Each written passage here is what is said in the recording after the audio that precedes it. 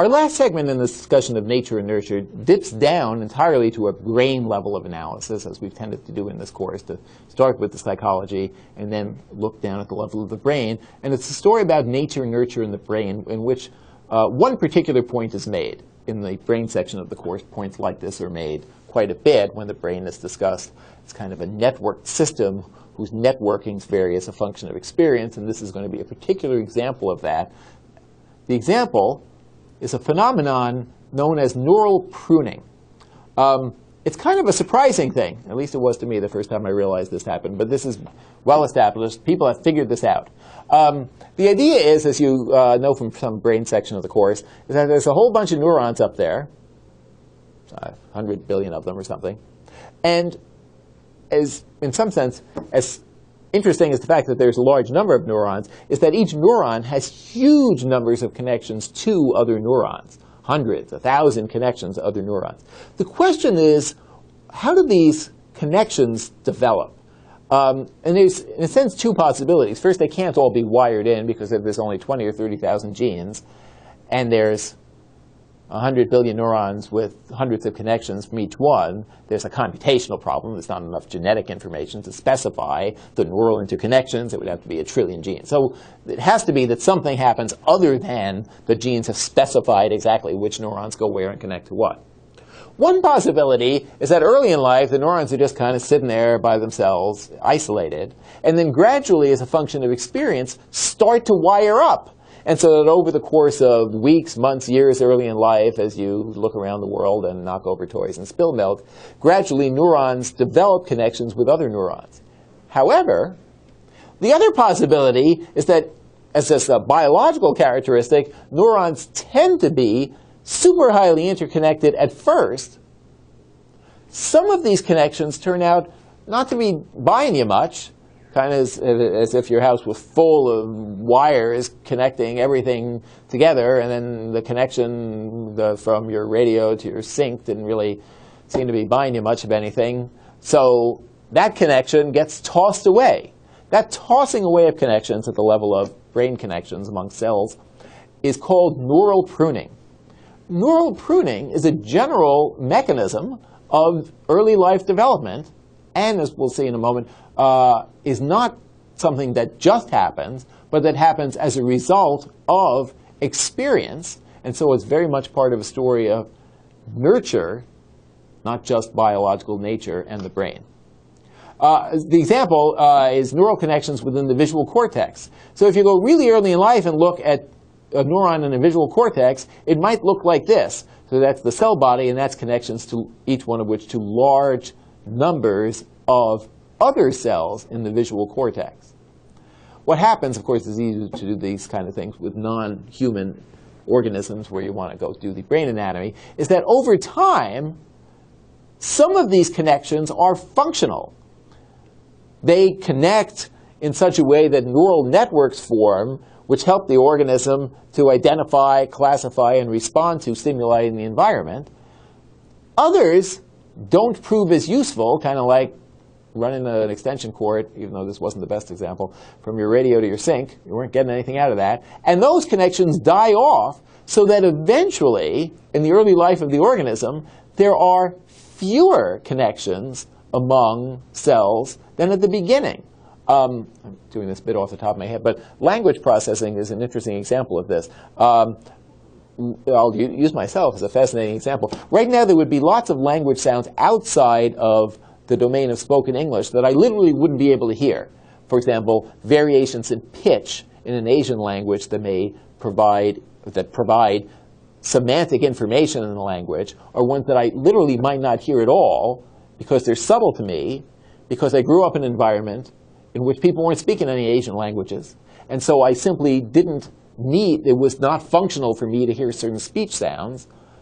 And at this point, I literally wouldn't have the auditory neural connections to hear the sounds. This is what can make it very difficult to learn a second language that's outside of one's own language group, to learn a non-Indo-European language. It's very hard to learn it because if the person does the speech sounds of the other language and says, say this versus that, this and that could literally sound the same to you because you've lost the neural connections. that will allow you to hear this and that as being different. You had them, however, early in life, and there are cases where you can demonstrate that infants will hear distinctions between and then lose the ability to hear distinctions between the speech sounds because of this neural pruning.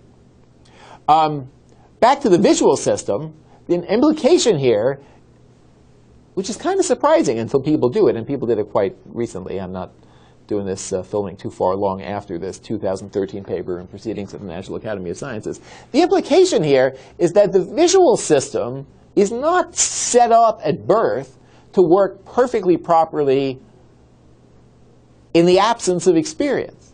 Instead, the visual system has evolved such that it works just fine as long as early in life, during some sensitive periods early in life, that sensitive period meaning it better occur now because the adaptability of the biological system is going to be lost later in life. Its plasticity will be lost.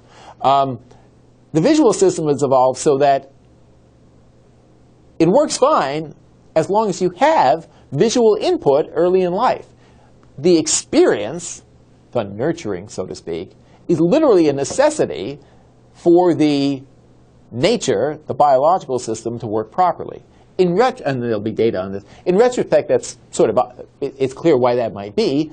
Generally speaking, over the course of the evolutionary environment, people evolved having visual experience, so it's perfectly fine to have a biological system that presupposes that human beings will not grow up in a white box and see nothing other than whiteness forever, but they'll interact with a rich, complex, moving array of stimuli in a visual world. That's what generally happens.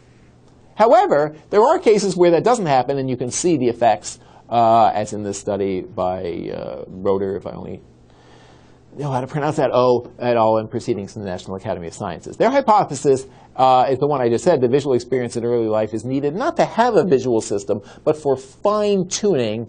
In particular, what they study is fine-tuning of facial expression. Fine-tuning means not just that you recognize something's a face, but you recognize that you saw that face before, and if some change is made in the face, for example, and this is what they do, you scramble it, you move the eyes around a bit or something, you alter it, that the person responds to the alteration.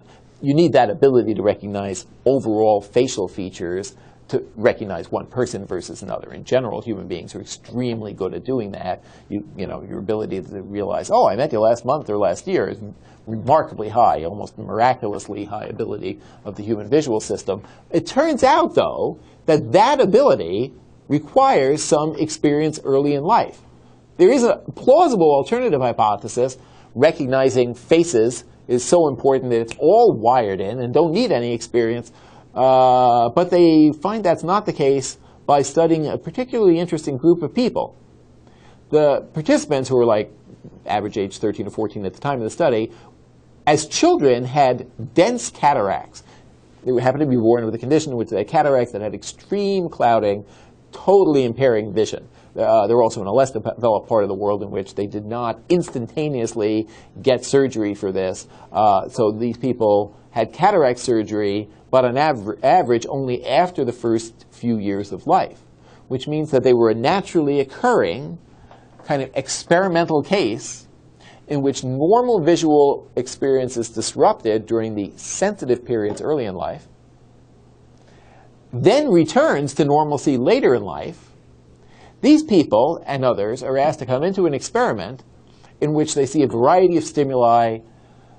You want to make sure that the results concern faces, not just any sort of stimuli, because they're interested in face perception. So they see pictures of faces and pictures of houses. The faces are scrambled up. The houses are scrambled up. The study's well done. And what happens while they're seeing the faces is that they have an EEG recording cap, as you can hopefully picture from something you learned in the brain section of this course.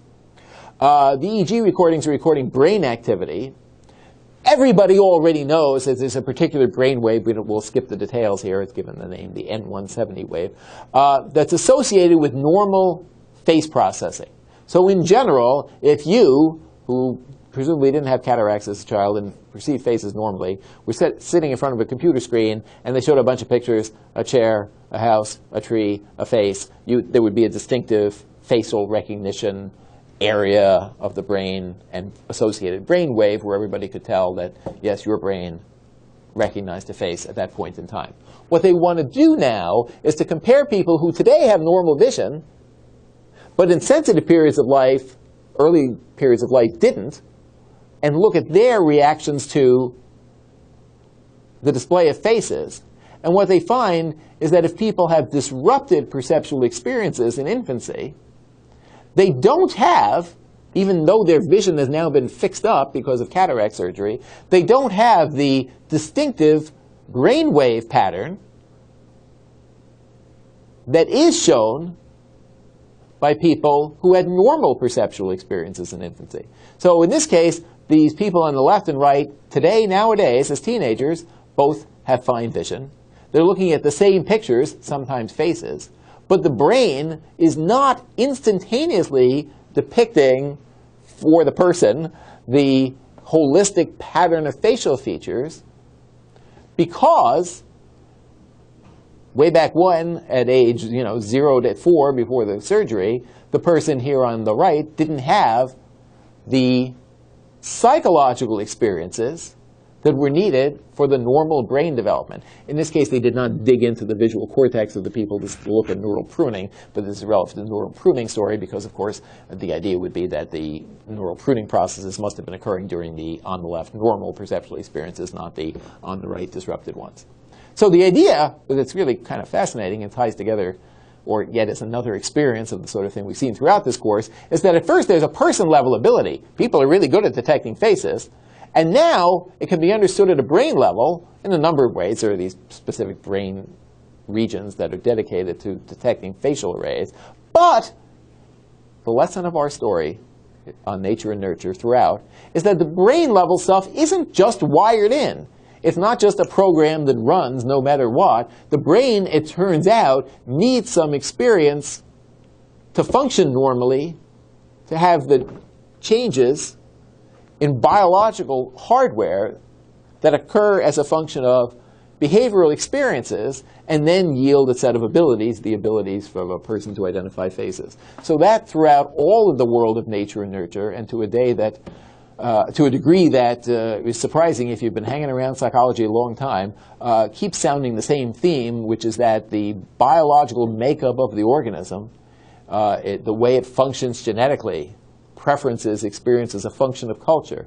Even, in some sense, seemingly simple, low-level psychological stuff like perceptual systems and the brain mechanisms to support it are all running in the way they do in normal life, not just because of the genes containing the information, but also because of social, behavioral experiences in the world that support normal biological brain and personal development. So that's the theme, very much, of the study of nature and nurture and their interaction.